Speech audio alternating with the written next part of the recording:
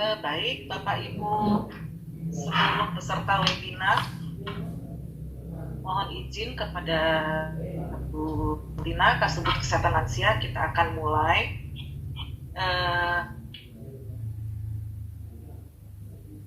Baik, selamat siang Bapak Ibu peserta webinar, baik dari lintas program dan lintas sektor di pusat, demikian juga peserta dari Dinas Kesehatan Provinsi di seluruh Indonesia, juga kabupaten kota, serta terlebih para peserta dari 833 puskesmas yang kami undang saat ini. Kita akan mulai kegiatan webinar. Webinar ini adalah webinar yang kedua sebagai lanjutan dari webinar pertama beberapa waktu yang lalu, di mana pada webinar yang kedua ini topiknya adalah terkait pola aktivitas yang dianjurkan untuk mencapai lansia yang sehat dan aktif, terutama pada masa pandemi COVID saat ini. Pada saat ini dapat kami laporkan kepada Ibu Kasubdit Kesehatan Lansia bahwa partisipan atau peserta yang hadir baru sekitar 260 partisipan dari sebenarnya sekitar 1.000 partisipan yang kami undang. Semoga nanti akan bertambah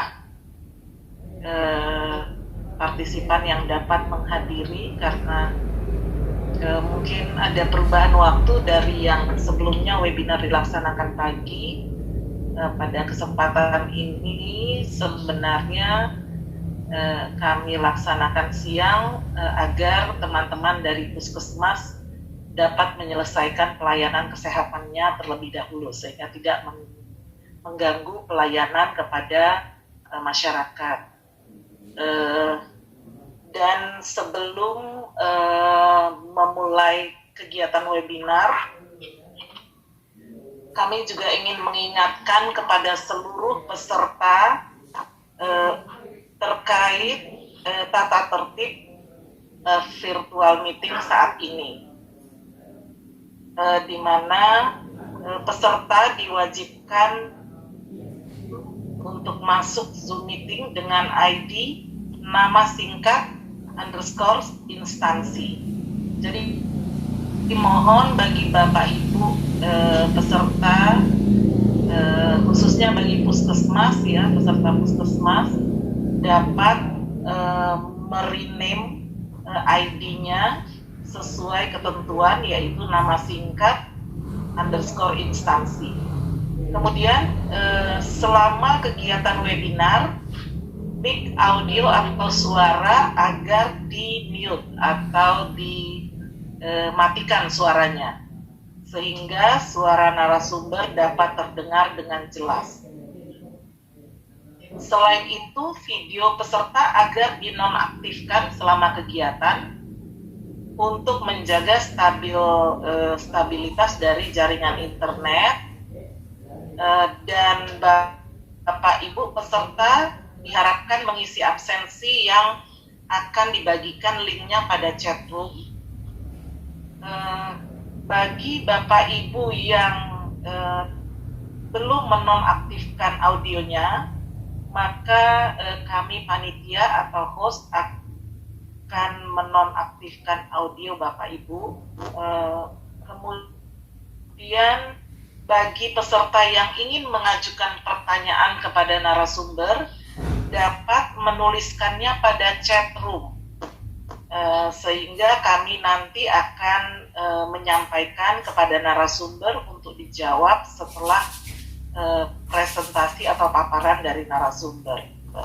Kemudian bagi peserta di puskesmas hanya diperbolehkan untuk menggunakan device-nya yang digunakan untuk webinar untuk acara webinar ini. Jadi mohon device yang digunakan untuk webinar tidak digunakan untuk kegiatan atau aplikasi lain selama webinar berlangsung.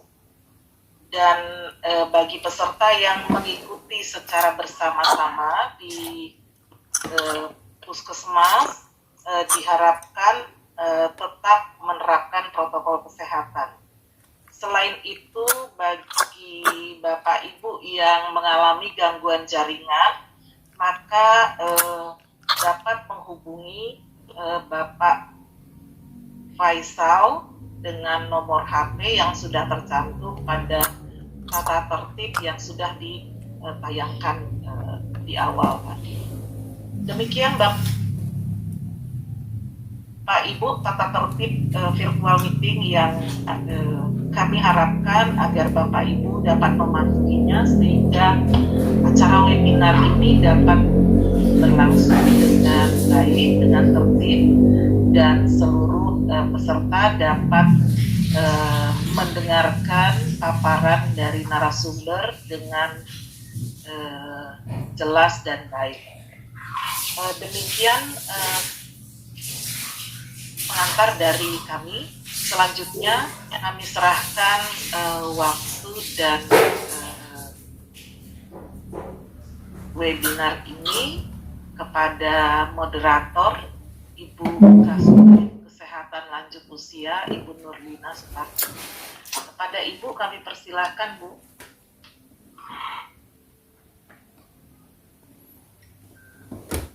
Baik, terima kasih Ibu Yeti yang telah mengawali acara ini.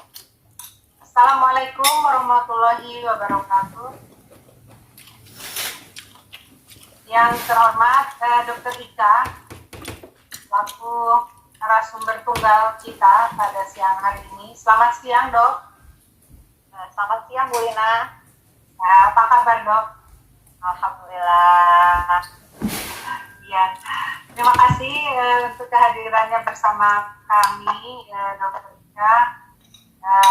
Dan yang kami banggakan para undangan baik dari lintas sektor dan unit-unit di kesehatan masyarakat maupun di unit-unit eselon 1 lintas program di Kementerian Kesehatan serta para peserta dari daerah, dari provinsi, dari kabupaten kota, dan dari puskesmas yang telah mendapatkan fasilitasi. Ya, ada 833 puskesmas tercerita yang pada kesempatan ini menjadi audiens kami undang, namun mungkin belum semuanya dapat bergabung.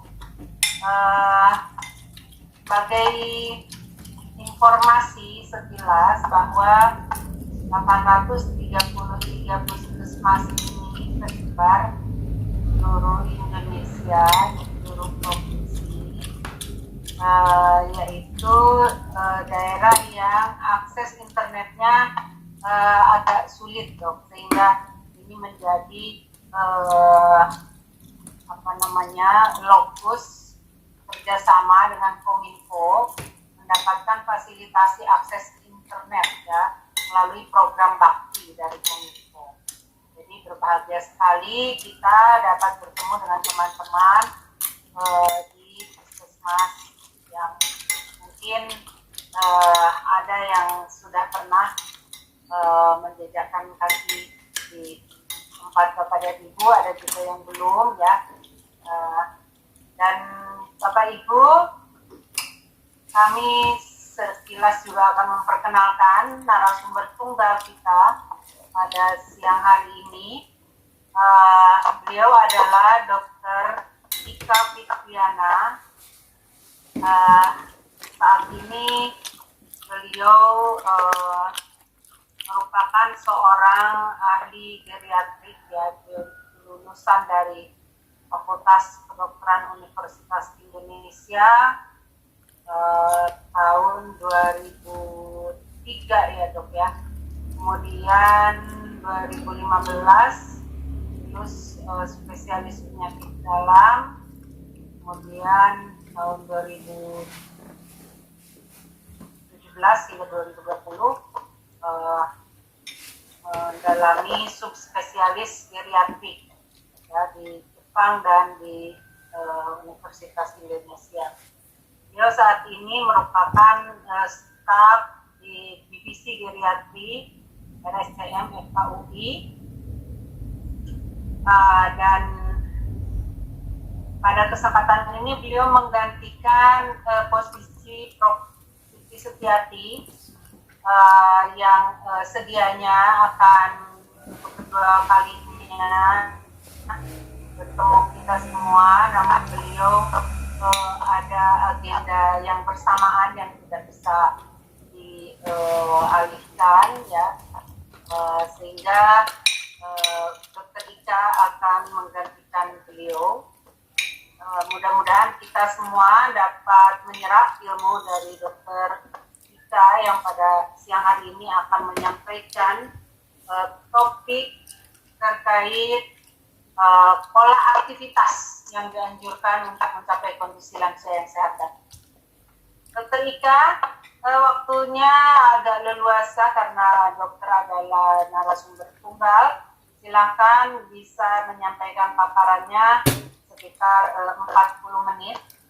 Jadi temponya mungkin bisa agak pelankan karena jaringan kadang-kadang kalau cepat jadi hilang ya kata-katanya. Kemudian teman-teman ini yang langsung berkomunikasi dengan masyarakat di level komunitas.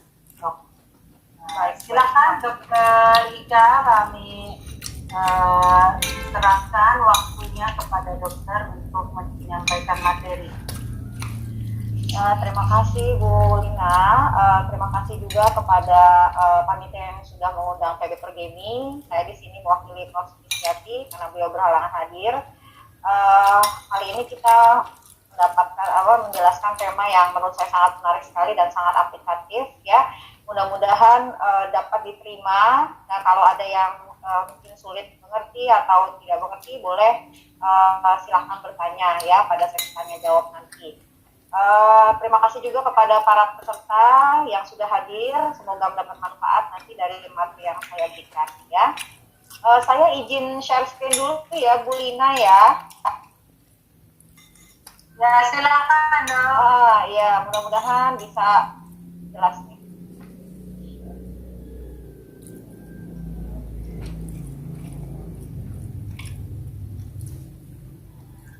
Ya, sudah jelas ya. Oke. Bagaimana Bu? Sudah jelas ya Bu? Saya mendapat tema tentang pola aktivitas yang dianjurkan untuk mencapai kondisi lansia yang sehat dan aktif. Nah, karena ini berkaitan dengan pandemi, mungkin nanti sedikit saya bahas bagaimana rekomendasi pandemi terhadap para lansia, terutama aktivitas fisiknya ya, selama pandemi ini. Kita mulai saja. Nah, sebelum kita masuk kepada aktivitas fisik, ibu-ibu dan bapak-bapak, kita harus mengerti dulu apa sebenarnya penuaan itu ya. Jadi penuaan adalah akumulasi dari proses penurunan yang terjadinya di tingkat sel sampai ke jaringan seperti jantung, paru, organ-organ ya, yang seiring dengan usia yang ini dapat menyebabkan peningkatan risiko penyakit dan kematian. Jadi proses penuaan tidak sama dengan penyakit ya, namun proses penuaan ini sejatinya akan terjadi ya, tetapi setiap orang berbeda-beda. Nah, oleh karena itu ada 3 tipe penuaan yang terjadi pada lansia ya. Yang pertama adalah lansia yang sakit atau unsuccessful aging, jadi tidak sukses penuaannya. Itu dicirikan dengan adanya sakit, penyakit, dan ketidakmampuan. Nah, yang kedua, yang penuaannya biasa-biasa aja atau standar ya, dia tidak ada patologi, tidak ada sakit, tetapi terjadi penurunan fungsi. Misalnya sudah tidak bisa lagi berjalan dengan cepat, dengan baik ya, tetapi tidak nggak ada sakit. Nah, itu usual aging atau penuaan yang biasa. Ada lagi yang namanya penuaan yang sukses ya. Penuaan yang sukses ini adalah kelompok lansia yang menua tapi dia tidak ada kehilangan gangguan fungsi dan tidak ada kehilangan gangguan fungsi dan juga tidak ada penyakit ya. Jadi 3 penuaan ini yang bisa kita ceritakan pada seorang lansia. Mungkin kalau rekan-rekan semua di puskesmas melihat dari tipikal pasien ya atau klien yang ada nih, tipenya yang mana nih, tuanya tua sakit kah, tua yang biasa-biasa aja, atau tua yang sukses atau berhasil ya. Nah, ini kalau dilihat dari gambar secara kasat mata, kita bisa melihat bahwa yang kanan bawah ini adalah successful aging atau lansia yang sukses menuanya ya. Dia masih bisa berjalan naik gunung, bisa berjalan dengan gembira ya. Ini adalah gambaran lansia yang sukses menuanya. Tapi ada juga yang dia sudah mulai menurun fungsinya, misalnya berjalannya menjadi pelan, otot-ototnya juga melemah, tapi bukan berarti mereka ada sakit. Atau ini yang disebut dengan lansia yang sakit ya, atau memang ada gangguan ya. Nah, ini adalah prinsip kita untuk membedakan lansia mana sebenarnya yang sukses menuanya, mana yang tidak berhasil ya. Nah, kalau secara teori seperti apa sih sebenarnya kita melihat seorang lansia yang disebut dengan lansia yang sehat, aktif dan produktif ya. Jadi penuaan yang berhasil ini itu ada 3 komponen. Lansianya harus sehat, harus aktif dan dia harus produktif ya. Nah, lansia yang berhasil menua dengan sukses itu ada 2 faktor yang kita nilai. Yang pertama aspeknya biomedik, misalnya nih kesehatan fisiknya bagaimana, apakah fisiknya sehat, kemudian bagaimana fungsinya. Kalau dia sehat secara fisik, dia masuk lansia sehat. Tapi kalau fungsinya tidak baik, artinya terganggu, mungkin dia tidak aktif jadinya, sehingga tidak bisa kita bilang sebagai lansia yang sukses menuanya ya. Nah, ada komponen lain yaitu kognitif ya. Kognitif misalnya yang paling kita lihat adalah lansia yang pikun ya, lansia yang mungkin tidak lagi bisa mengingat dengan baik dan sebagainya. Ini masuk ke gangguan fungsi kognitif. Nah, ini juga mempengaruhi ya pada akhirnya pada produktivitas si lansia tersebut dan aktivitasnya.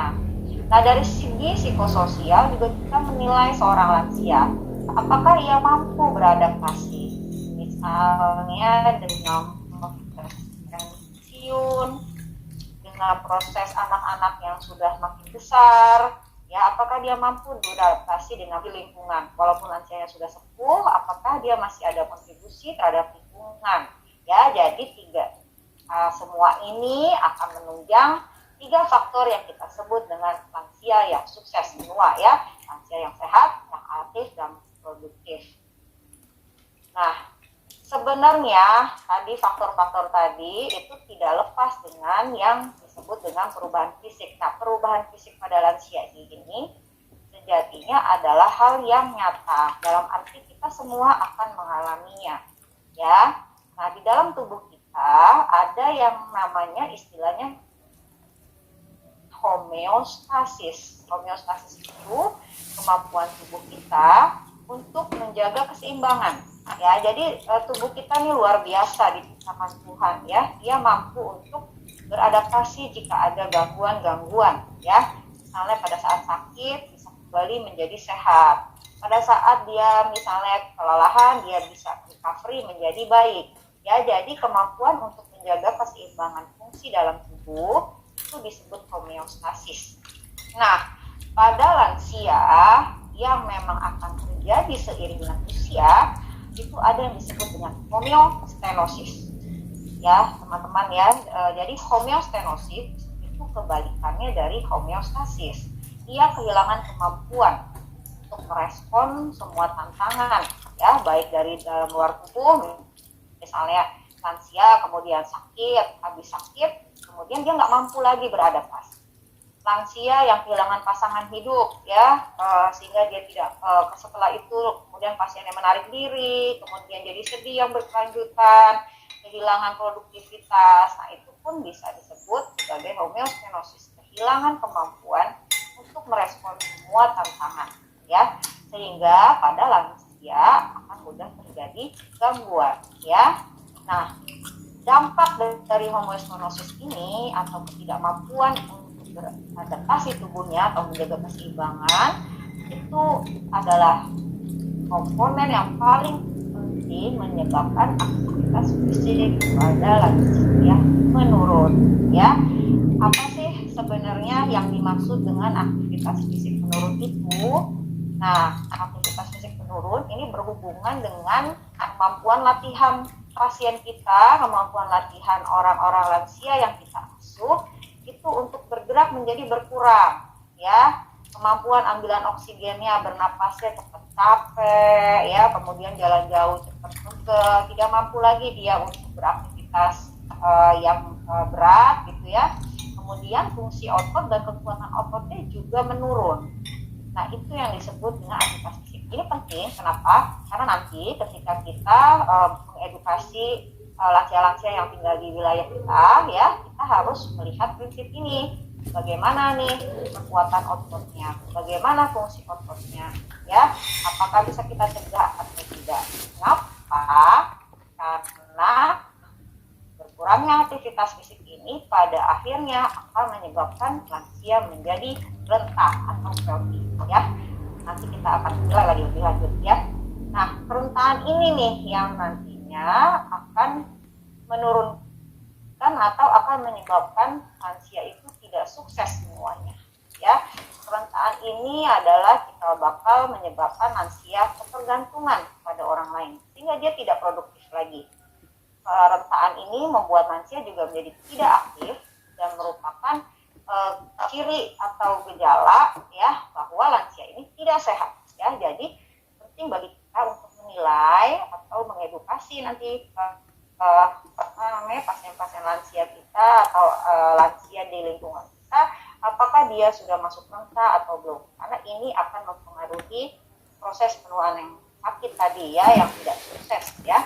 Nah, memang sampai saat ini kita para ahli termasuk di public health, termasuk di rumah sakit dimanapun ya, kita masih menghadapi suatu tantangan bagaimana kita mencegah atau mengurangi kerentanan ini ya, karena memang berbagai penelitian selalu menunjukkan bahwa aktivitas fisik dan nutrisi merupakan kunci untuk menjadikan lansia itu tidak renta atau terhindar dari renta ya.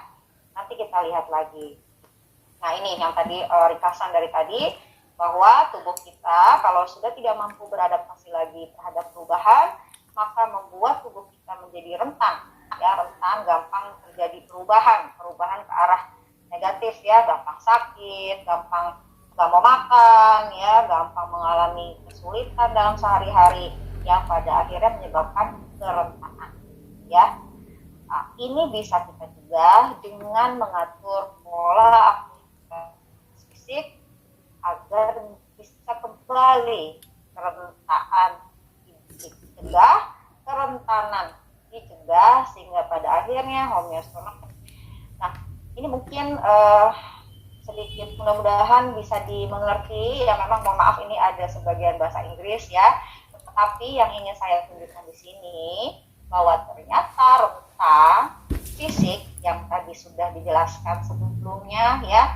Jadi rentang fisik misalnya seperti nggak mau berjalan ya, nggak mampu berjalan ya. Di sini ada cirinya. Gimana sih kita melihat secara kasat mata kalau lansia di lingkungan kita ini mengalami kerentanan secara fisik ya. Misalnya nih, kok berat badannya tambah turun ya, dari timbang setiap bulan di posyandu, kok nenek ini berat badannya tambah turun ya. Kemudian disuruh menggenggam tangan Bu, menggenggam tangannya bertambah berkurang kekuatannya, ya. Kemudian lansianya juga makin lama makin merasa nggak sehat, nggak mampu lagi untuk berjalan. Jadi tidak bisa lagi untuk pergi ke posyandu. Kenapa? Cepat capek. Nah, itu juga merupakan gejala nih, jangan-jangan ada kelelahan fisik, ya. Apalagi sudah mulai ada gangguan sensoriknya. Misalnya ada gangguan pendengaran, jadi mempersulit dia untuk melakukan aktivitas, ya, gangguan penglihatan dan sebagainya. Nah, ternyata ini ada tanda panah di sini yang saling berhubungan. Kerentaan fisik ini juga nanti berhubungan dengan psikologi, ya. Jadi lansia-lansia yang rentan fisik, tanda panah mudah juga mengalami kerentaan psikologi, ya. Jadinya misalnya pasiennya jadi tidak ada motivasi, makin males lah dia untuk pergi ke posyandu, berobat, minum obat, ya. Jadi ini saling berhubungan, ya.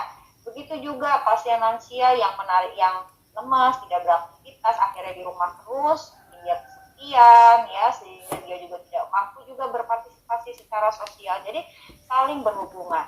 Bahkan sekarang penelitian terbaru juga menunjukkan aktivitas fisik yang berkurang itu juga pada akhirnya dapat mudah membuat mereka menjadi pikun, ya, lupa, kecepatan berpikirnya juga berkurang, ya.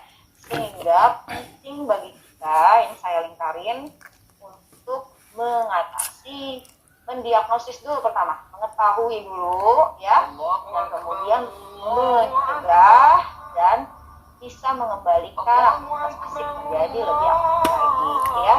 Nah, kerentaan fisik ini bisa dipengaruhi banyak sekali faktor, ya. Misalnya bagaimana nih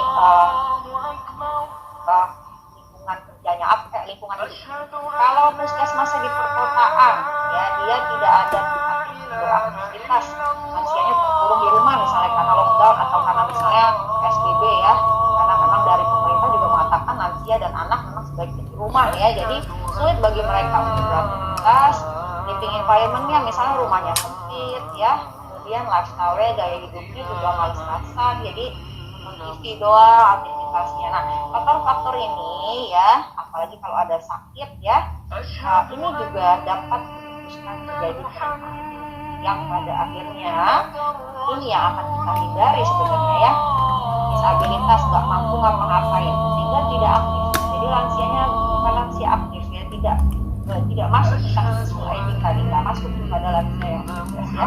Kemudian gampang sakit, jadi masuk rumah sakit terus, sakit dulu, puskesmas minta obat terus, ya, dan pada akhirnya kematian, ya. Jadi kalau kita tinggal di sini, maka ini mungkin bisa kita hindari juga, ya. Itulah pertanyaan mengapa kita perlu melakukan intervensi atau terapi fisik, ya, atau melakukan perubahan pola aktivitas fisik yang pada akhirnya dapat mencegah kerentaan ini, ya.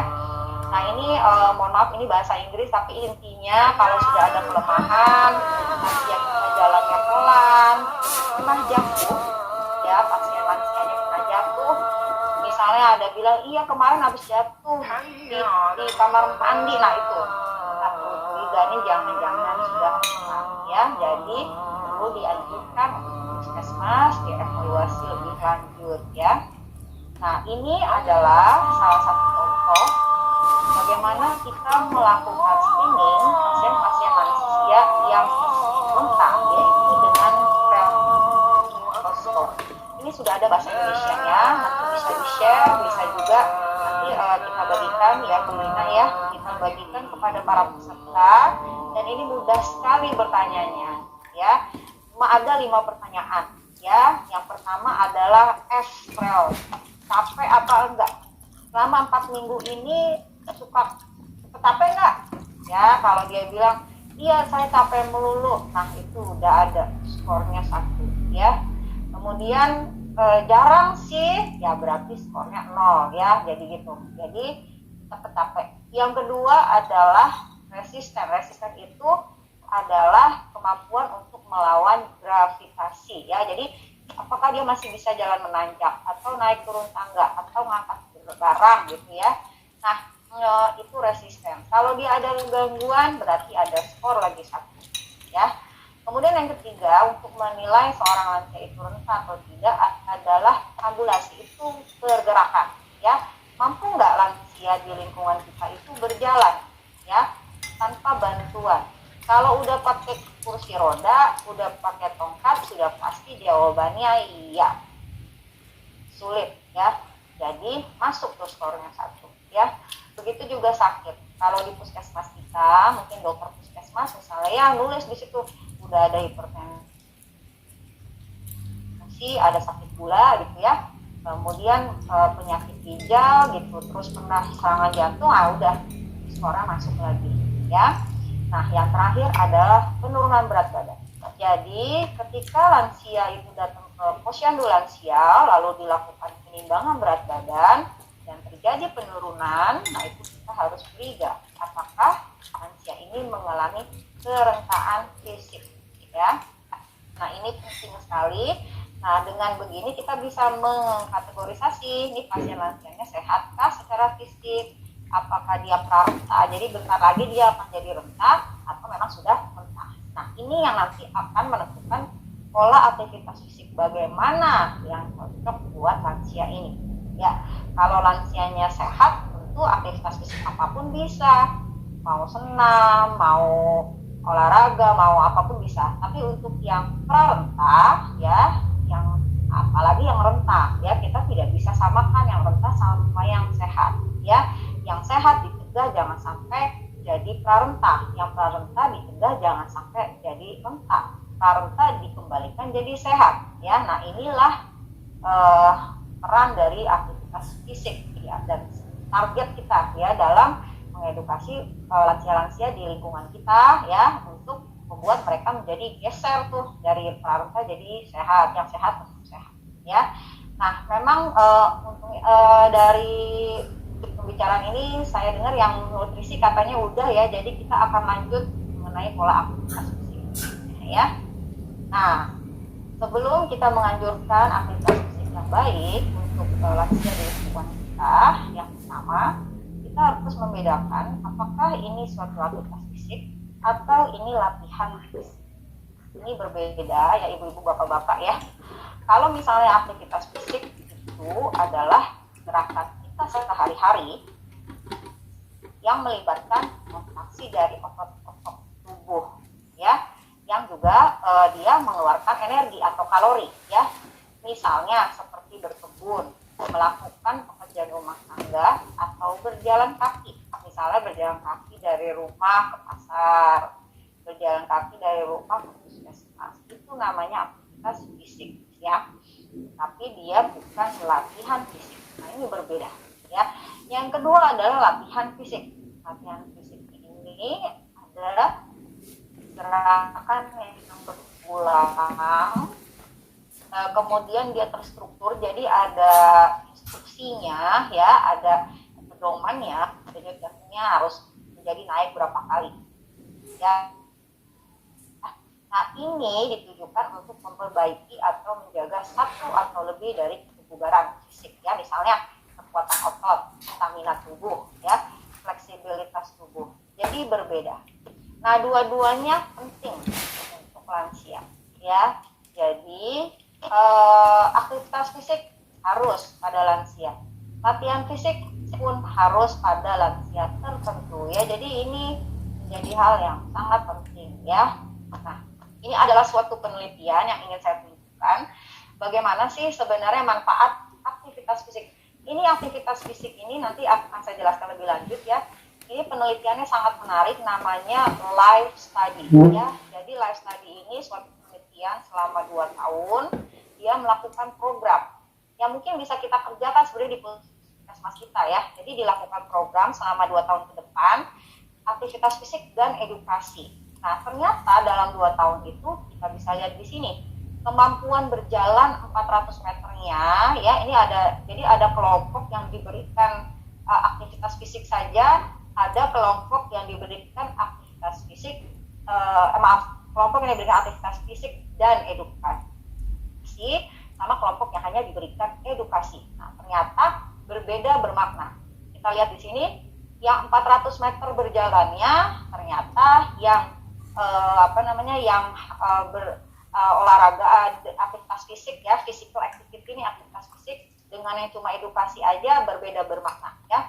Jadi yang aktivitas fisik dan edukasi itu ternyata mereka mampu berjalan 400 meter ya, dan mereka ternyata di sini dikatakan berkurang dari segi sedentary time-nya. Jadi malas-malasan di rumahnya berkurang ya kalau kita berikan klien kita atau lansia-lansia di tempat kita itu program latihan fisik ya atau aktivitas fisik, dia lebih bagus ya. Daya tahan tubuhnya juga ya, dan ini ada kemampuan untuk keseimbangan ya, namanya istilahnya short physical performance battery ya. Ini dinilainya dengan keseimbangan tubuh, kemampuan kecepatan berjalan ya, ada nilai-nilainya ternyata lebih baik semua ya. Kecepatan berjalannya juga lebih baik ada. Nah, apa sih sebenarnya manfaatnya ini?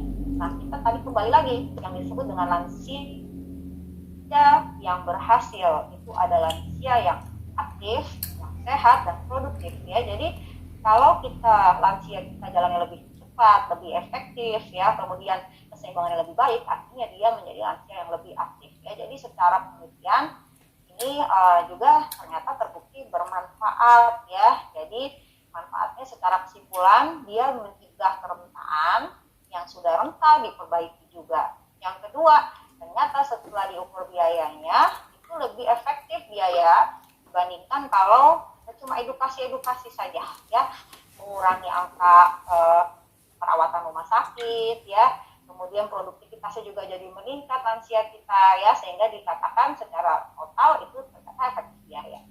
Kemudian meningkatkan kemampuan fisik dan kepuasan ya. Jadi selain fisiknya ditingkatkan, kebahagiaan pasien kita, kepuasan dia terhadap fungsi dirinya juga membaik ya, dan ini juga dapat menghindari kebiasaan bermalas-malasan.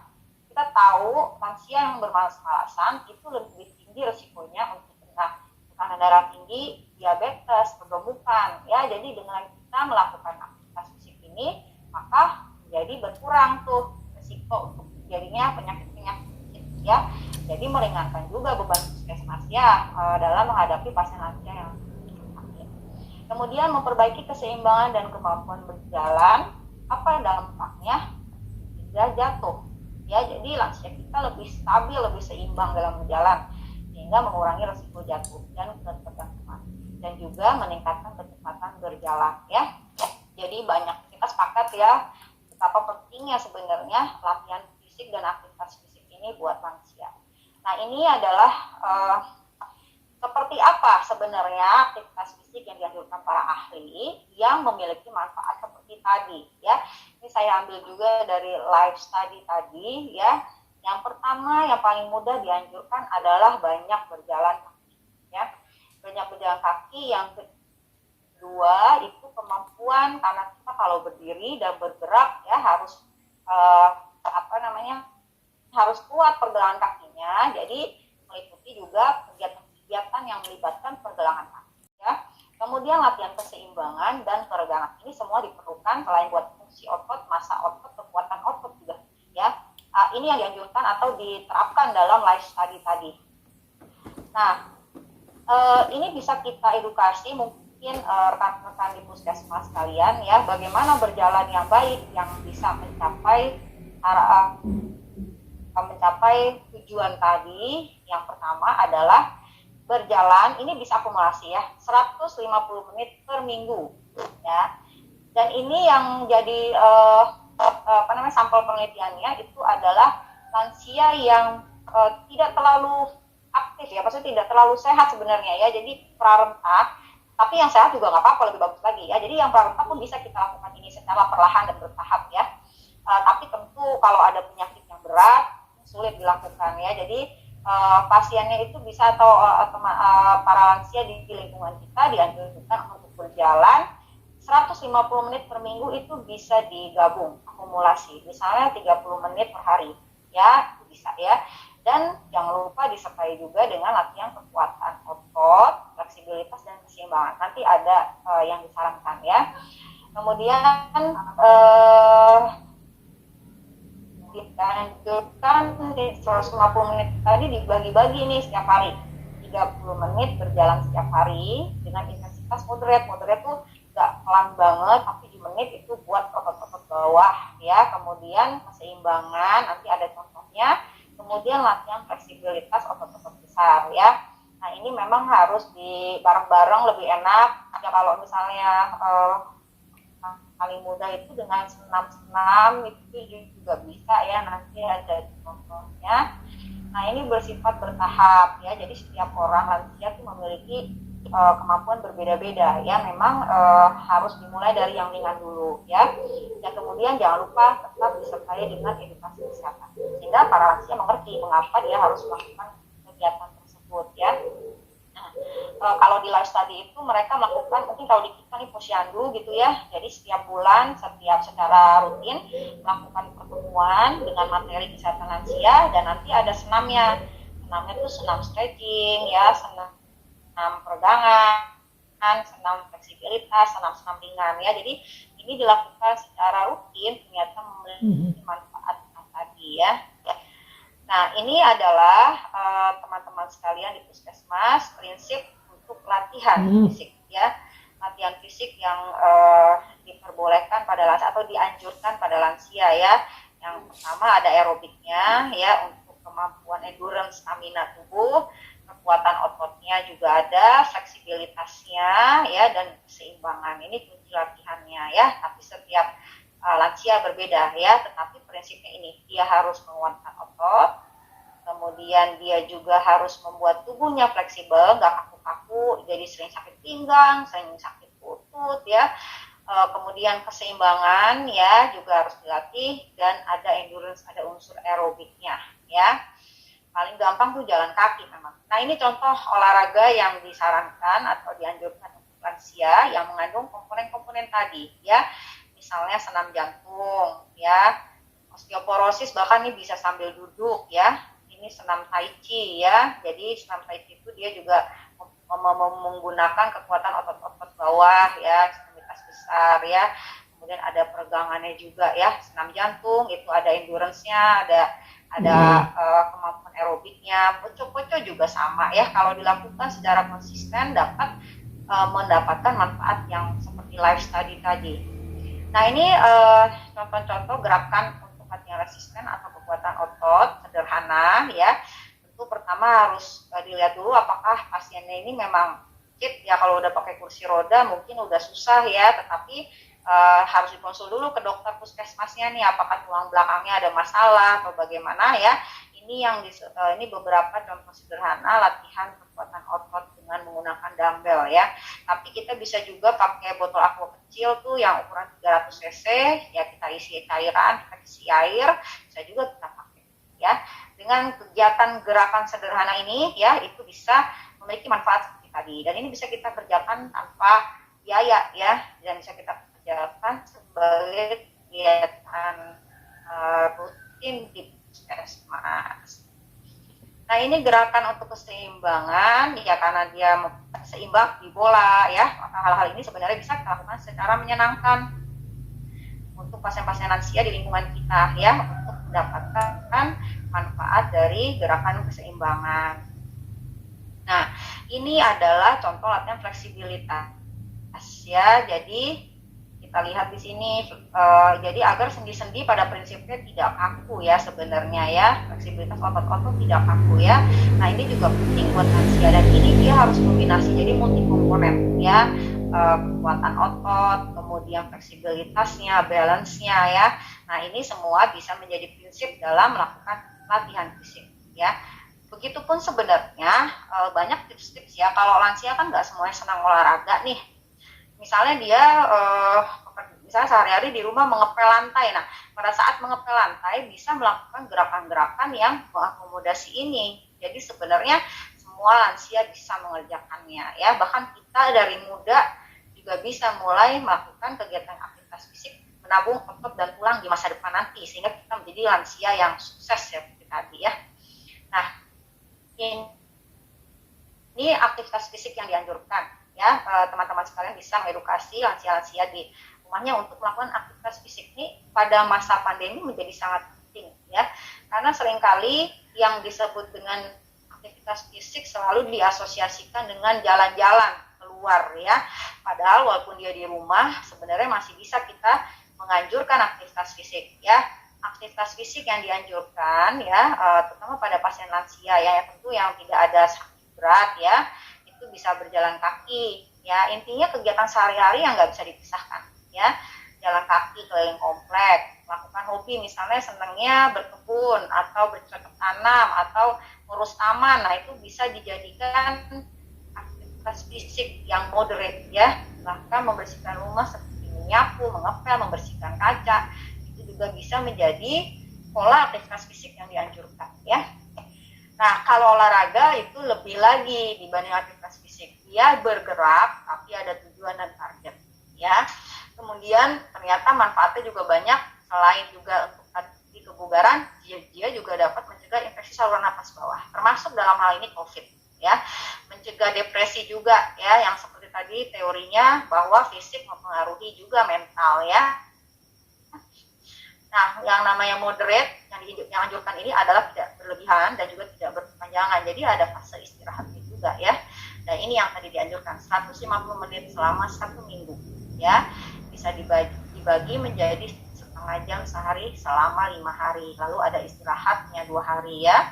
Bisa misalnya Senin, Selasa, Rabu istirahat dulu, Kamis, Jumat, Sabtu juga boleh, Minggu istirahat lagi, nggak apa-apa, nggak ada masalah. Atau bisa juga dalam sehari, paginya 10 menit, siangnya 10 menit, sorenya 10 menit pun tidak ada masalah ya. Jadi sebenarnya tidak ada kendala sebenarnya kita ya untuk menganjurkan pola aktivitas fisik pada lansia.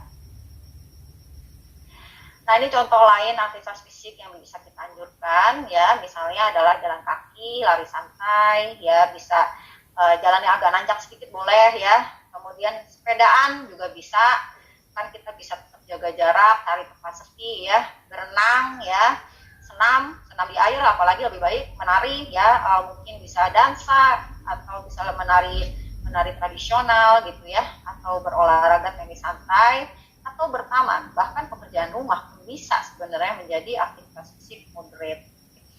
Nah ini adalah rekomendasi kami dari Pergemi selama masa pandemi ini untuk aktivitas lansia di rumah ya, selama PSBB atau nanti kita ada adaptasi kebiasaan baru ya. Nah, namanya lansia yang merupakan kelompok rentan dan mungkin menjadi rentak, tetap dianjurkan oleh Pergemi untuk ditemani ya. Jadi lansia sebaiknya di rumah, tidak tinggal sendiri ya. Kalaupun memang tinggal di rumah sendiri, tetap harus terpantau dan terobservasi ya. Kemudian jaga kebersihan rumah secara rutin, ventilasinya dibuka, kemudian debu-debu, terlalu banyak barang disingkirkan ya, dan disinfeksi secara rutin. Kemudian tetap lakukan physical distancing, tetapi bukan isolasi sosial.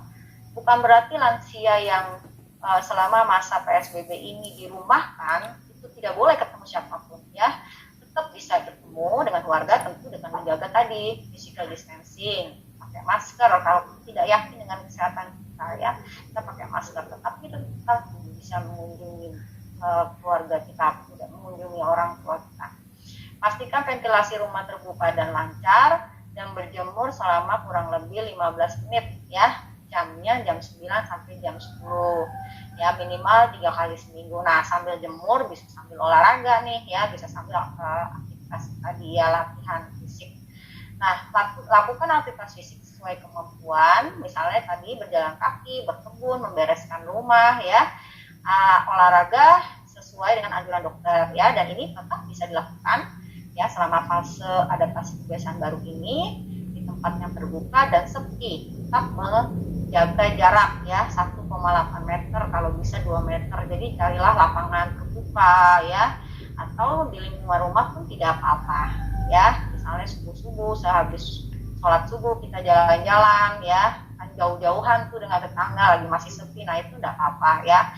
Kemudian tetap yang minum obat rutin harus tetap minum obat ya, jangan sampai ketika ketika pandemi gini jadi tidak berobat lagi ya. Oke, nah ini saran dari Pergemi juga, rekomendasi kami untuk para lansia yang di rumah ya, tetap jangan lupa menstimulasi kognitifnya ya, kemampuan memorinya bisa misalnya mengerjakan teka-teki silang atau menghafal, menulis ya, kegiatan-kegiatan yang bisa dilakukan di rumah ya. Kemudian jangan lupa juga tidur yang cukup. Yang dianjurkan adalah 6 sampai 8 jam per hari secara rutin ya. Jamnya bisa juga sebenarnya ada lansia yang tidurnya malam mungkin cuma 5 jam, tapi siangnya dia tidur siang, ya nggak apa-apa ya, tetapi secara anjuran 6 sampai 8 jam, dan tetap diimbangi dengan konsumsi makanan bergizi dan minum air putih yang mungkin sebelumnya sudah pernah dibahas ya. Kemudian tips yang lain yang direkomendasikan oleh PGMI adalah lansia tetap harus belajar. Jadi mungkin ada saatnya lansia diajarkan untuk menggunakan aplikasi Zoom atau membuka YouTube ya. Jadi pada masa inilah mereka harus belajar ya. Walaupun mungkin pelan belajarnya, tetapi tidak ada salahnya untuk menghindari risiko terisolasinya. Lansia diharapkan bisa juga ikut mengakses ya teknologi. Kalau memang misalnya tidak memungkinkan untuk lansia ke dokter, bisa memanfaatkan layanan home care, tapi tetap menjaga protokol kesehatan. Kami menyarankan para petugas kesehatan yang mau home care itu menggunakan baju yang level 2 ya, baju jadi pakaiannya itu adalah level 2 untuk mencegah COVID. Jadi dengan menggunakan face shield, baju, jubah, scrub ya, seperti itu. Kemudian jaga kesehatan mental lansia, karena ini penting ya, bahaya isolasi karena dirumahkan terus, nggak pernah pergi kemana-mana ya, karena sejatinya lansia harus berinteraksi dengan orang lain ya, jadi hati-hati, ini perlu waspada juga nih kemungkinan ini. Dan kalau memang harus kontrol ke rumah sakit, harus ditemani ya dengan satu caregiver. Tetap caregiver-nya juga menjaga diri ya dengan menggunakan masker, face shield, cuci tangan, dan kalau bisa tidak boleh lama menunggu. Jadi lansianya begitu diperiksa langsung dipulangkan ya. Jadi mengurangi kemungkinan kontak seperti itu. Nah ini mungkin sudah slide terakhir ya. Jadi secara keseluruhan kita bisa menyimpulkan bahwa lansia yang mengalami masalah dalam hal homeostenosis ya, dalam hal keseimbangan dalam tubuhnya yang disebut dengan homeostenosis, menyebabkan lansia itu menjadi rentan dan berakhir pada kerentaan. Nah ini yang kita hindari ya, karena kerentaan itu tadi berkaitan dengan unsuccessful aging, jadi penuaan yang tidak sukses, tidak berhasil ya. Kemudian tapi ini bisa dicegah. Ini bisa dicegah dengan cara apa? Dengan cara tadi melakukan aktivitas fisik dan nutrisi yang baik, yaitu kunci lansia sehat, aktif, dan produktif ya. Kemudian kunci pencegahannya apa? Tadi aktivitas fisik dan nutrisi. Nutrisi sebelumnya udah dibahas, sekarang aktivitas fisiknya seperti yang tadi sudah kita bagi bersama ya, kita dengarkan bersama. Dan aktivitas fisik dan latihan fisik ini dianjurkan ya untuk menjadikan kita memasuki usia lanjut yang sukses. Nah, aktivitas fisik moderat dan latihan fisik yang mencakup, maaf ini kayaknya belum selesai ya, mencakup tadi ya berjalan ya, jadi kemampuan aerobik, kemampuan fleksibilitas, kekuatan otot dan resistance tadi ya, dan keseimbangan tubuh itu yang penting dalam kita perhatikan dalam aktivitas fisik lansia ya. Moderate tadi adalah tidak berlebihan ya dan tidak berkepanjangan ya, 150 menit dalam 1 minggu, 30 menit per hari selama 5 hari, dapat dibagi-bagi ya. Jadi ini bisa menjadi dasar kita, dan jangan lupa edukasi. Jadi harus latihan fisik dan edukasi. Kenapa latihan fisik atau aktivitas fisik ini penting ya? Nah, ini adalah kunci kita untuk menjadi lansia yang aktif, produktif, dan sehat. Nah ini contohnya ya, lansia tapi dia sangat aktif. Kita lihat nih ototnya, bicepsnya masih bagus sekali ya dia. Ketika dia mampu menjaga keseimbangan ini tubuh ya, dia mampu melakukan aktivitas yang agak ekstrim malah ya. Ini menunjukkan dia secara fisik adalah lansia yang aktif, ya dia tersenyum, produktif, dia berinteraksi dengan lingkungannya ya, dan sehat. Mungkin itu ya yang bisa saya sampaikan. Selanjutnya mungkin kita bisa banyak tanya jawab. Bu Lina, saya kembalikan lagi Bu Lina. Ya, baik, terima kasih Dokter Ika. Mudah-mudahan waktunya pas nih. Ya, Kecepatan. Demikian paparan dari Dokter Ika. Mudah-mudahan dapat ditangkap dengan baik ya.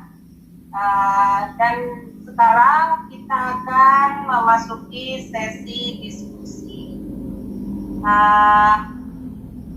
Saya coba lihat dulu Dok di ruang chat room. Ya.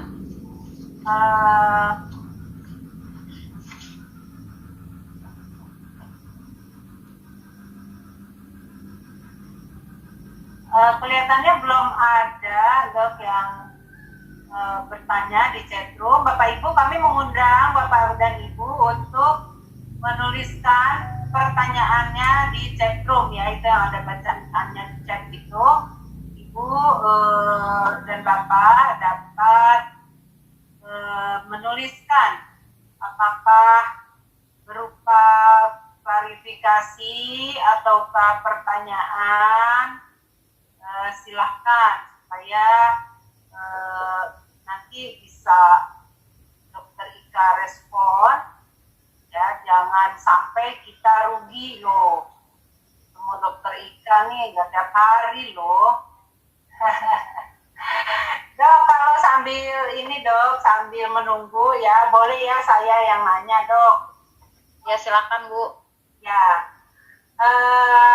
kan kadang-kadang lansia ini suka udah pernah mengalami jatuh misalnya, sehingga ada trauma gitu Dok.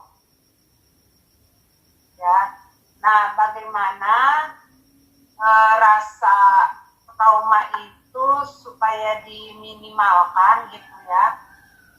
Apa upaya keluarga atau pendamping ya untuk bisa tetap mendukung lansia yang pernah jatuh dan trauma, nggak mau gerak, jadi dia lebih betah di tempat tidur karena takut jatuh. Itu pernah saya alami, ibu saya pernah jatuh, kemudian habis itu nggak mau apa-apa, takut gitu, sampai sangat ketakutan gitu ya, kalau takut jatuh.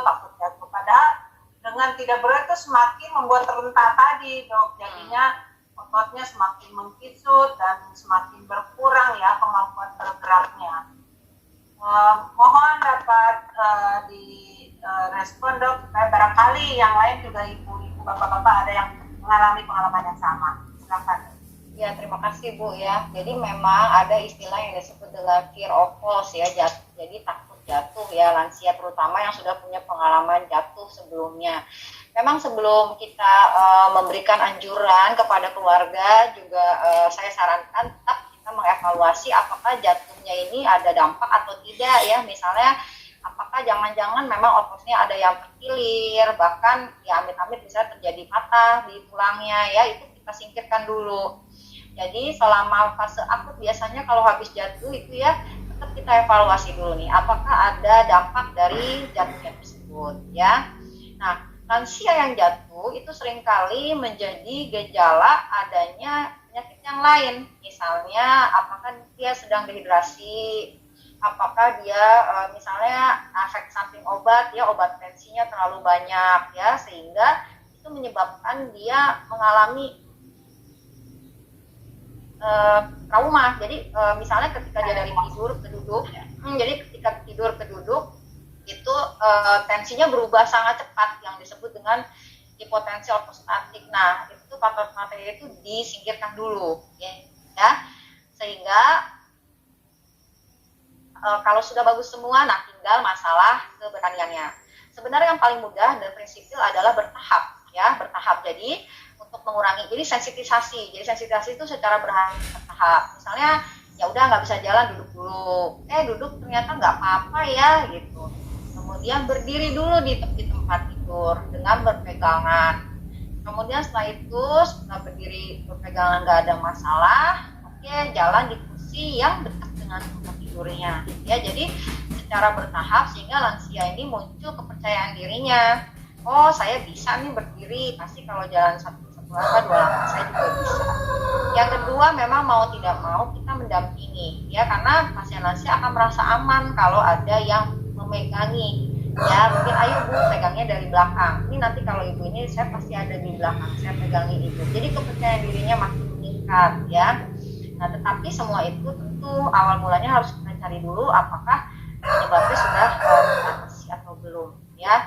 Kemudian yang selanjutnya aktivitas yang ia sukai, ya, itu juga bisa. Misalnya setelah dia percaya diri nih untuk berdiri, ya mungkin misalnya ayo Bu kita makannya geser. Jadi kita memancing ibu untuk kemandirian.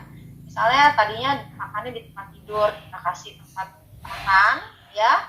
Kemudian sendoknya kita berikan kepada ibu kita. Ini pertama, dia duduk, kan kalau kita makan tuh pasti duduknya pasti duduk tegak, ya.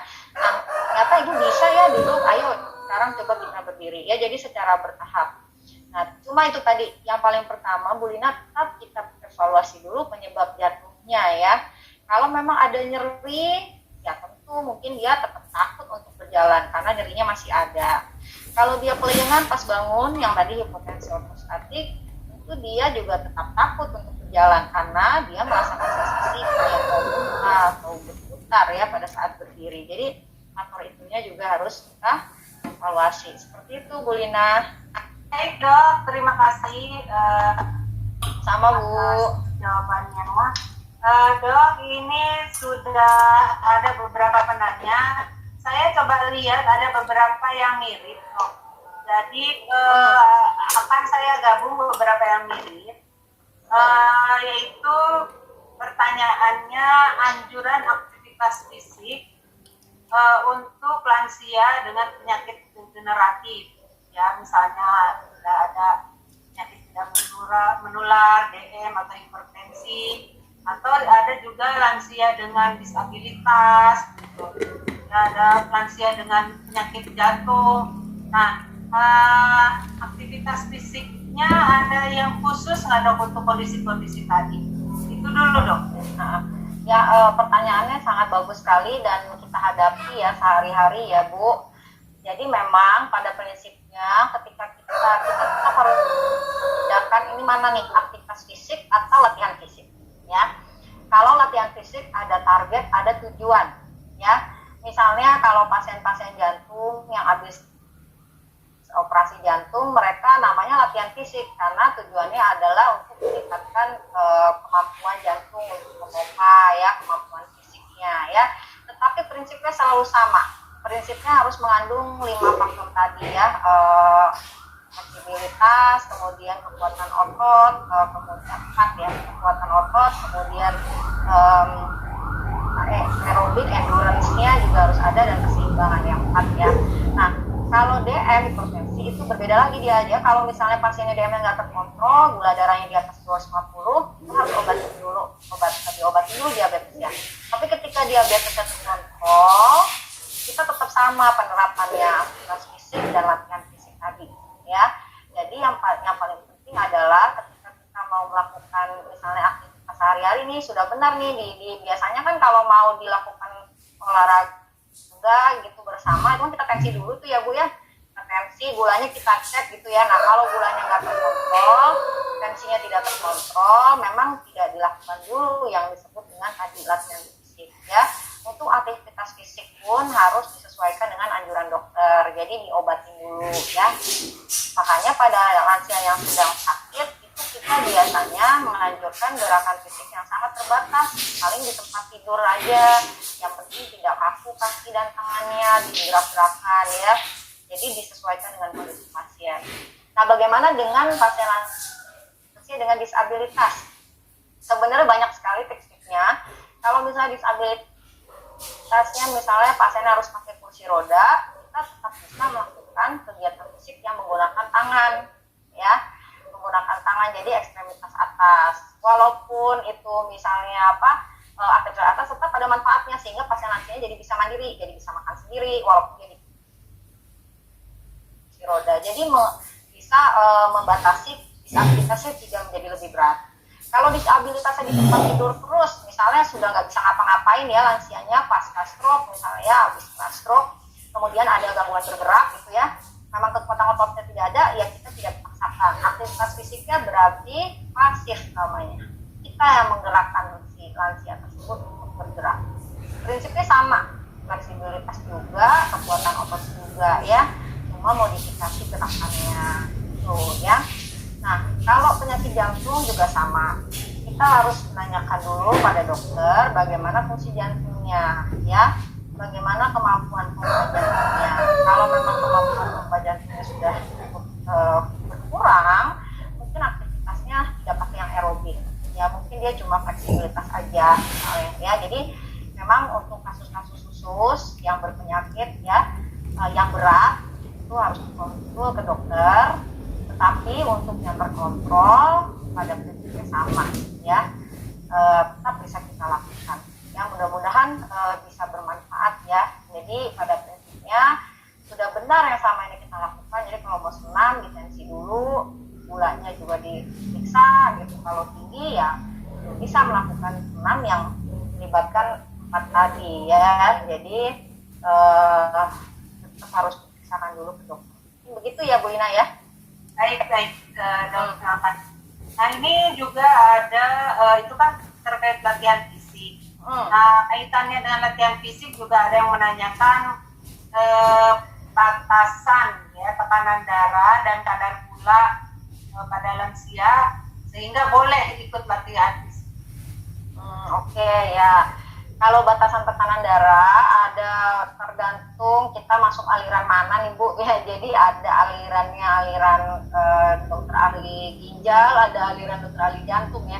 Jadi kalau misalnya secara garis besar itu kita pakainya 140/90. Itu yang disebut kalau tensinya tinggi itu di atas itu 140/90 ya.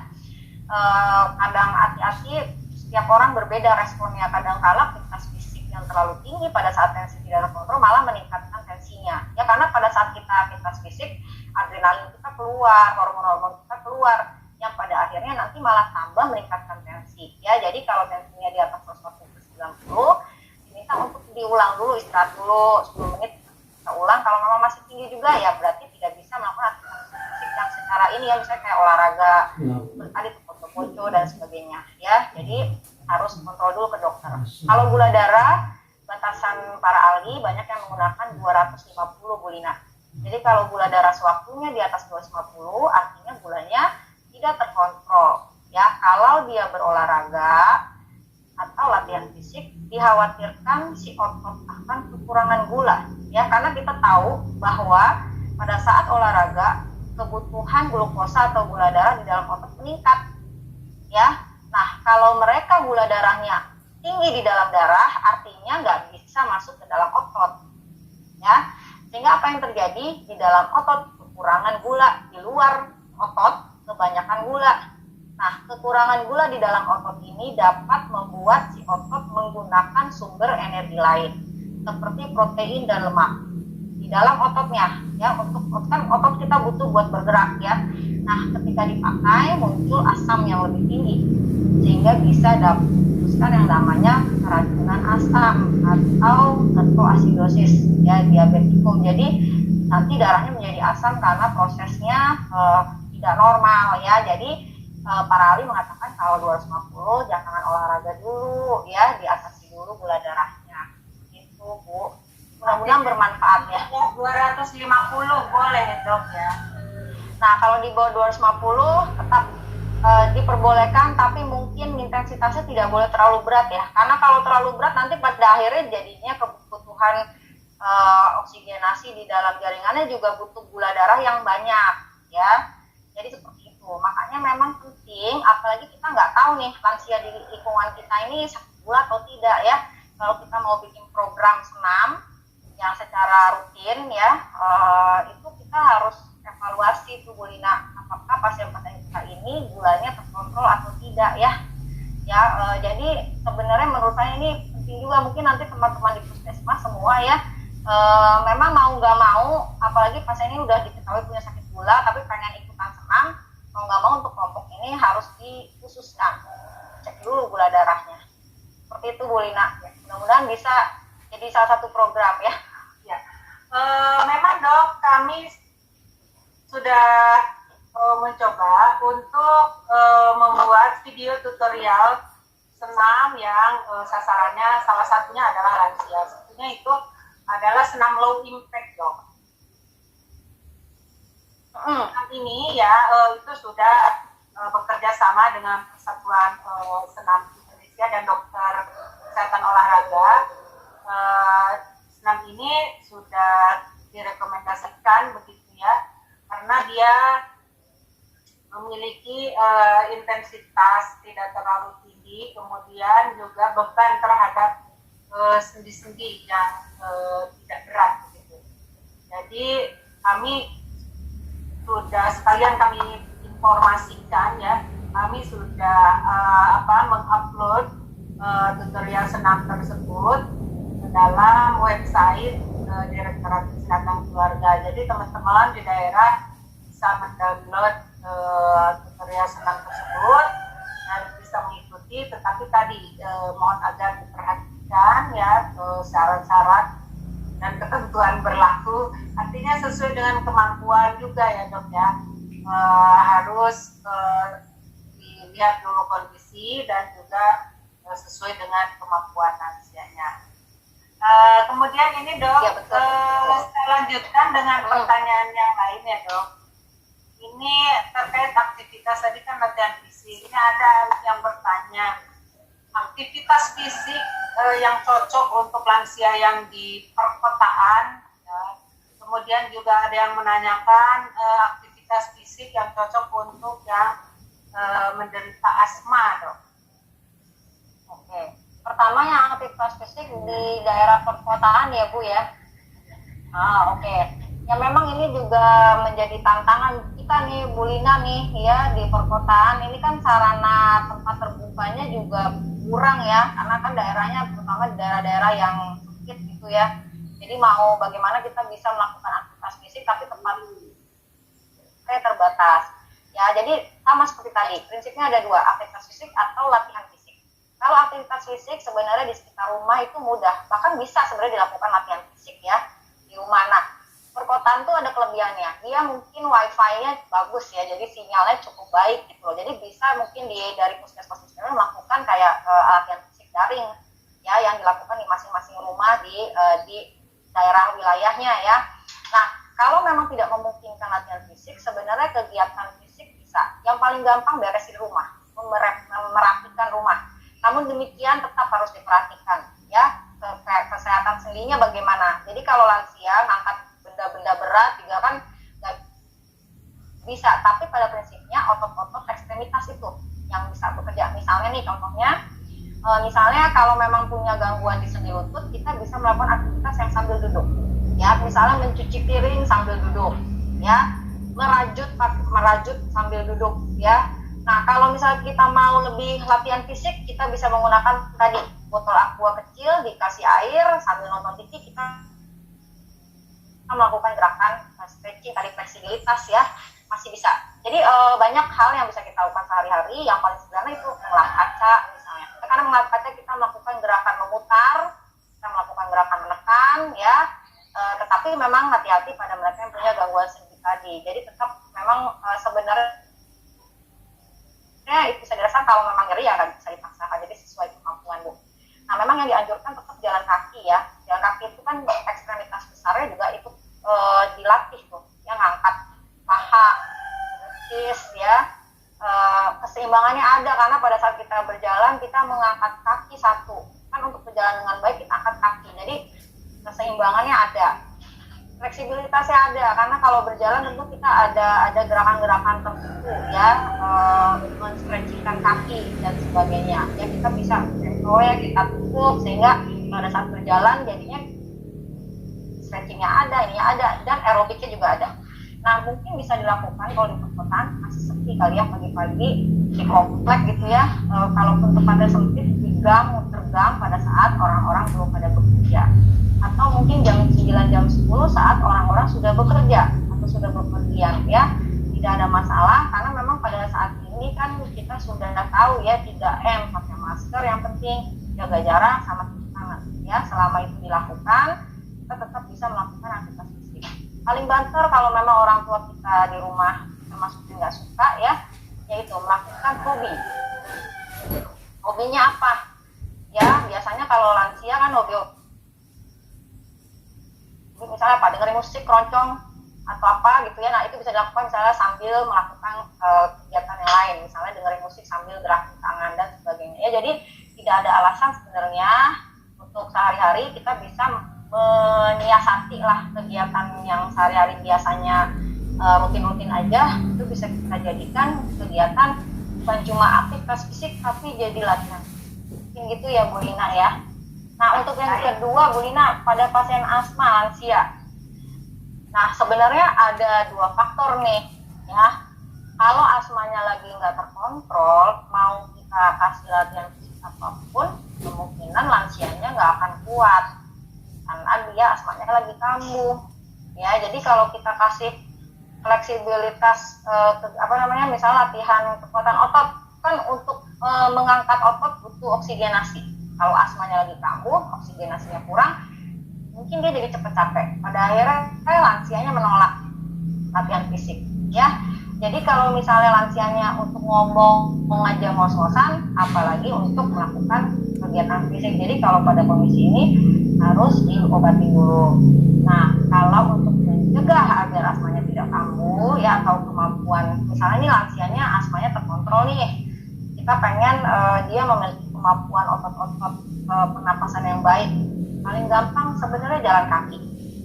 Jalan kaki, karena ketika kita berjalan kaki, kita akan narik napas dalam, buang napas. Jadi kita latihan sebenarnya otot-otot pernapasan juga ya. Yang kedua tentu stretching otot-otot atas ya. Ya, jadi fleksibilitas otot-otot di bagian atas terutama. Jadi tetap sama, prinsipnya sama kayak tadi, fleksibilitas, kemudian keseimbangan, kekuatan otot dan aerobik ya, sama. Jadi seperti itu Bu Lina. Jadi prinsipnya kalau asma yang lagi kambuh, diobati dulu gitu ya. Baik. Terima kasih Dok. Dok, mohon izin mungkin ada satu lagi, tapi ini merupakan kesatuan juga. Tapi di luar yang fokus aktivitas dan latihan fisik nih Dok, ada yang bertanya tentang gejala lupa, apakah ini jantung, kemudian gimana mengenai lansia yang memiliki gangguan mental.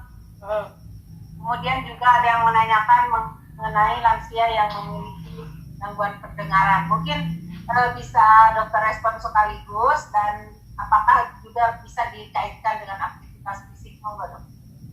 Ya, terima kasih Bu Lina. Ini pertanyaan yang menarik ya. Ya, seperti yang tadi gambar yang saya presentasikan tadi, yang mungkin rekan-rekan sudah lihat juga ya, bahwa aktivitas fisik itu dapat bersaling silang ya dengan kemampuan kognitif, lingkungan, kemudian kemampuan daya mental ya, seperti depresi, kecemasan ya, dan juga ada hubungan dengan gangguan pendengaran ya. Sebagai contoh mungkin saya kasih kasus ya, misalnya nih ada seorang lansia ya, dia fisiknya sehat, dia bukan pasien yang renta, bukan prarenta, dia fit robust. Jadi kalau kita hitung file score-nya yang tadi itu bagus semua, tapi dia ada gangguan pendengaran. Nah, ketika dia punya gangguan pendengaran, tentu membuat hambatan bagi pasien ini ya. Dia mau misalnya nih, mau ikut senam, gak bisa dengar musiknya, sehingga dia bingung bagaimana membuat gerakan-gerakan ya. Kemudian yang kedua, mau dengar edukasi, instruksi, dia nggak bisa dengar. Pada akhirnya membuat dia tidak bisa melakukan aktivitas fisik. Nah, ketika dia tidak melakukan aktivitas fisik, ya dia mengurung diri di rumah karena dia nggak bisa dengar orang ngomong, dia merasa percuma juga ke posyandu gitu ya, karena aku juga nggak bisa dengar gitu kan. Nah, pada akhirnya apa yang terjadi? Isolasi, kesepian di rumah ya.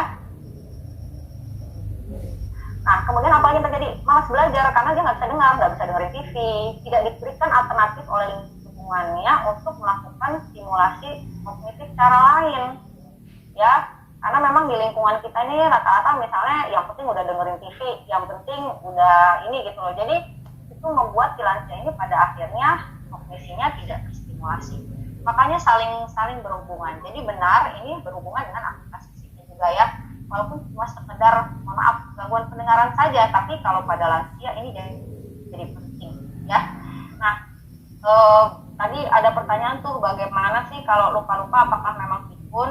Nah ini memang harus dinilai lagi ya Bapak Ibu ya. Kadang-kala kalau kita juga suka lupa ya sebenarnya ya. Jadi lupa mungkin bisa gejala pikun, tapi bukan berarti dia pikun ya.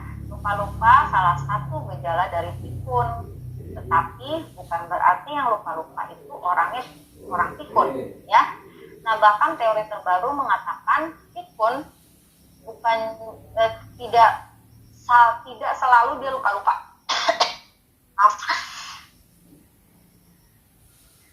Jadi pikun itu bisa jadi munculnya bukan lupa-lupanya, tapi mungkin dia masih ingat makan pagi, dia masih ingat makan siang, masih ingat anaknya, tapi dia misalnya nih salah ngancingin baju, ya misalnya salah milih warna, kan itu nggak ada hubungan dengan lupa ya, tapi bisa jadi dia juga pikun tuh sebenarnya, gejala pikun ya. Jadi saat ini kita menganut bahwa yang namanya pikun bukan cuma berhubungan dengan memori ya, bisa domain memori, bisa domain visual spasial ya, misalnya tadi tuh belok kanan dia belok kiri gitu loh ya. Jadi ada komponen itu bisa eksekutif ya, misalnya salah ngambil keputusan ya, tapi nggak ada hubungannya dengan lupa-lupa ya, itu juga bisa sebenarnya gejala pikun. Jadi betul lupa-lupa terutama pada usia lanjut harus kita waspadai gejala awal pikun, dan paling banyak memang menjadi gejala awal pikun, tapi tidak selalu lupa itu pikun ya.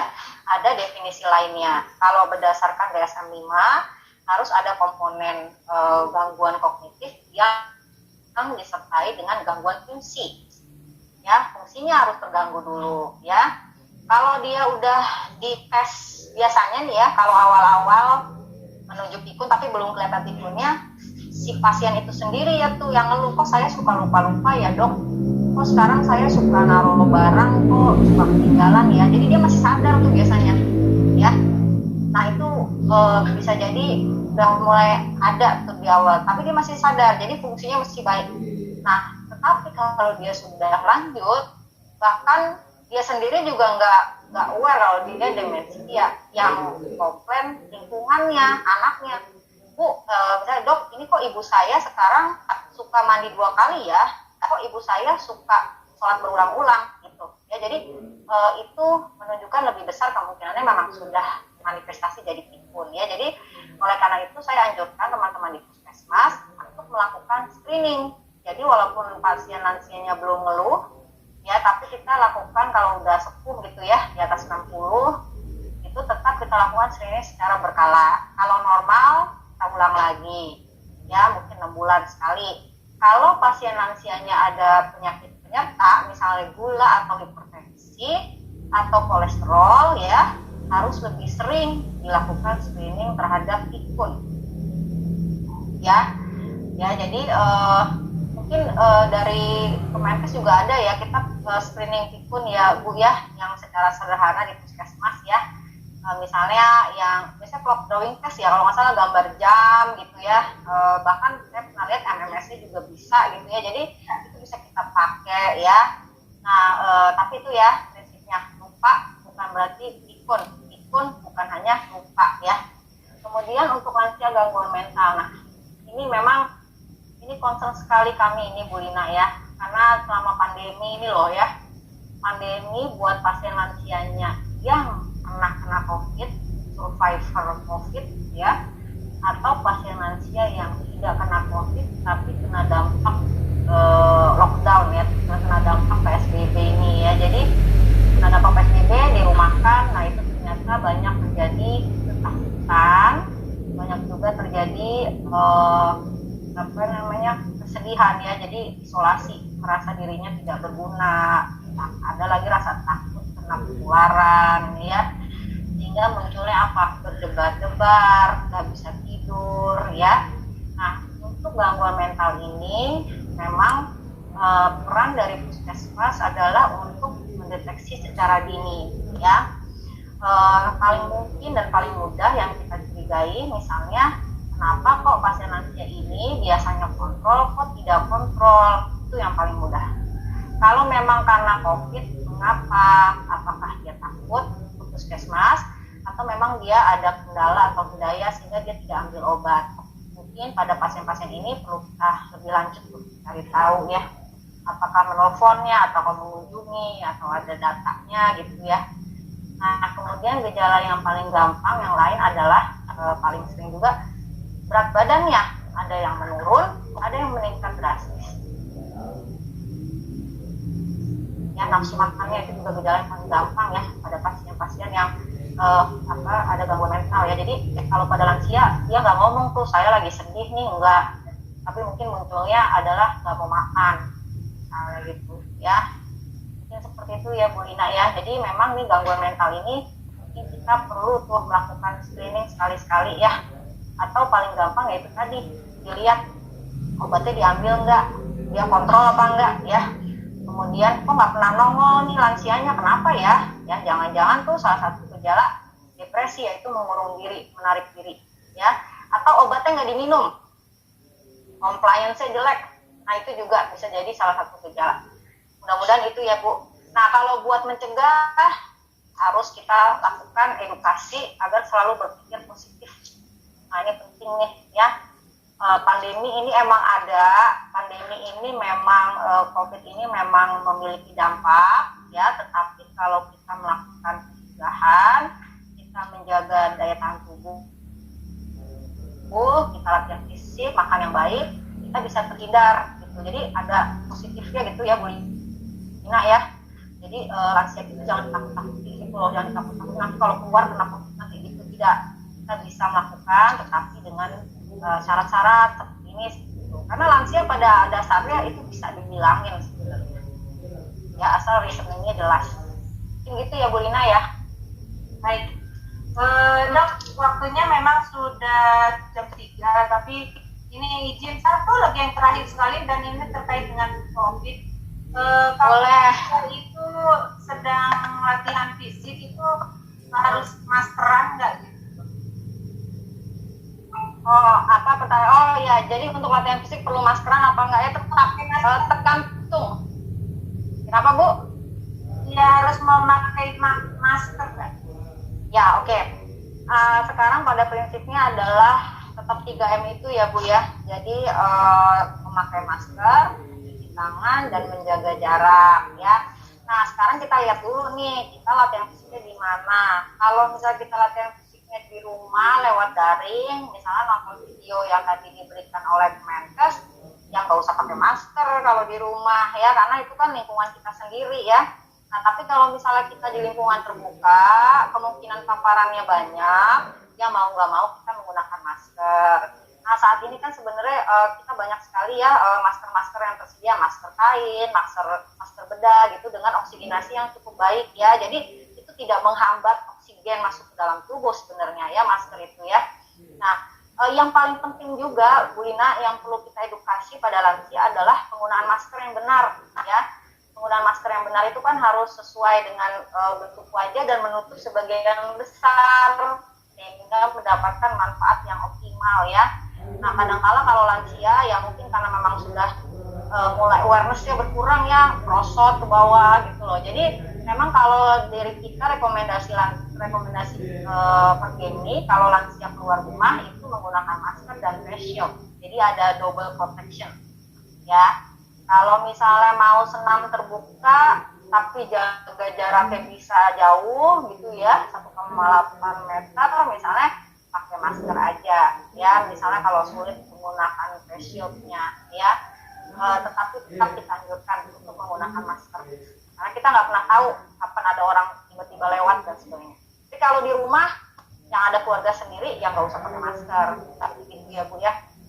Ya jadi pada prinsipnya kalau dari Pergemi, karena kita juga adaptasi kebiasaan baru ya, kita memang secara terbatas pada lansia yang sehat ya.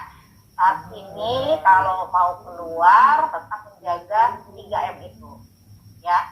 Bisa kok lansia itu dibilang itu bisa diberikan nasihat, ibu begini agar tujuannya begini, ibu tidak usah khawatir menular pada ibu kalau ibu cuci tangan, tiap ini ibu nanti cuci tangan gitu ya. Nah, memang namanya lansia kadang-kadang suka itu ya, kurang aware. Nah, makanya harus ditemenin oleh seorang pendamping yang selalu mengingatkan, ibu jangan lupa cuci tangan lagi ya, seperti itu.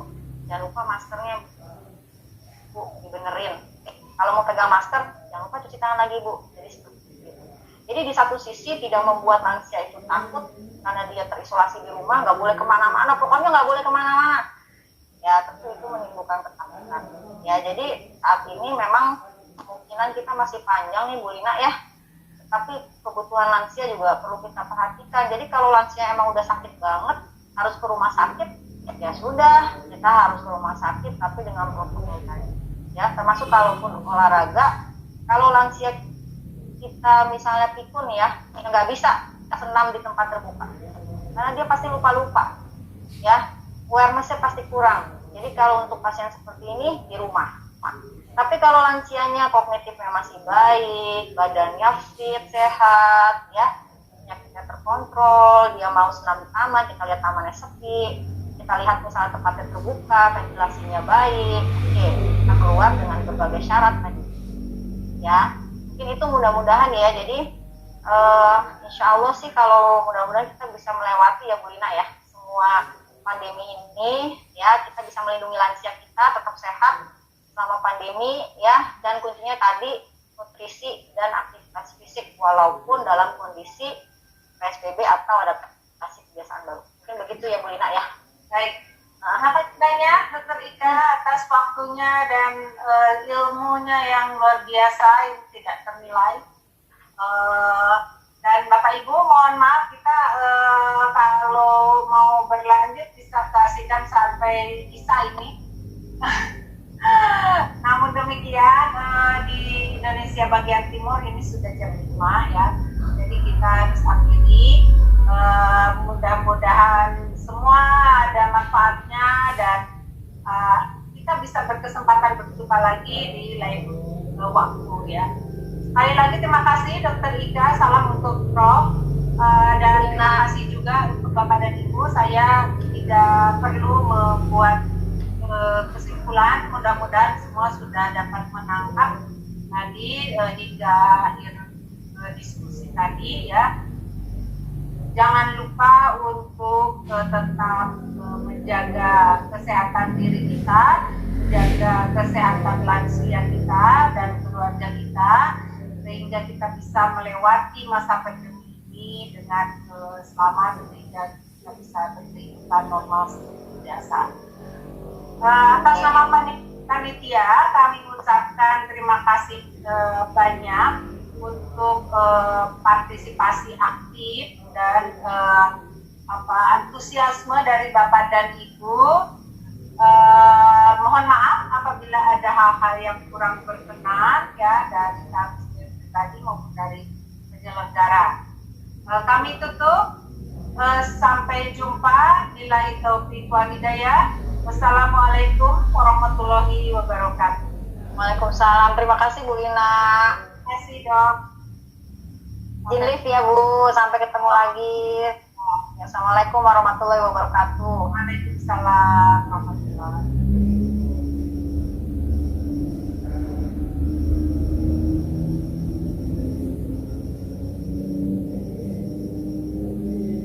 Baik, Bapak dan Ibu, terima kasih. Saya mohon izin ya. Bu Yeti, makasih Bu Yeti. Silakan ditutup Bu Yeti.